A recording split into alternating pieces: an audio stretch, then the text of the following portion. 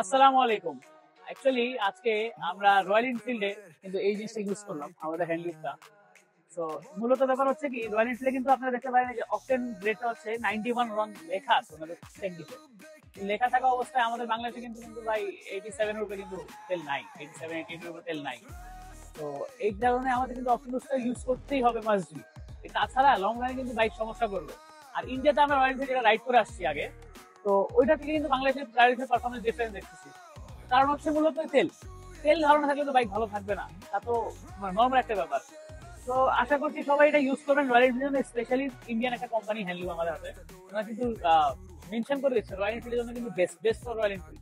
ওনারা লিখে দেয়নি কারণ হচ্ছে সব বাইকের জন্য তো, বাট বেস্ট ফর রয়্যাল, কারণ রয়্যাল এনফিল্ড সবচেয়ে বড় সমস্যা হচ্ছে হিটিং ইস্যু যেটা পায়ে অনেক বাজে, আমাদের পায়ে বাজে ওই হিটটা কিন্তু আশা করছি ইনশাল্লাহ কিছুটা হলেও কমবে। আর বাইকের পারফরমেন্স আগের থেকে ইনশাল্লাহ অনেক বেটার পাবেন।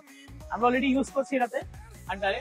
ইনশাল্লাহ চেষ্টা করবো, আমাদের মানে কাস্টমার ভাইয়েরই এটা, ওনারই রিভিউ, বাট ওটা উনি ক্যামেরার সামনে আসতে চাচ্ছিলেন না, তো বাধ্যতামূলক আমাদেরই আসতে হলো। বাট অনেকে মনে করেন যে নিজেরা করতেছে, করুন তো ঠিক না ভুল। আপনারা জিনিসটা একবার নিয়ে দেখেন, ইনশাল্লাহ মজা পাবেন। তারপর আমাদের কথা মনে রাখবেন ইনশাল্লাহ। আসসালামু আলাইকুম।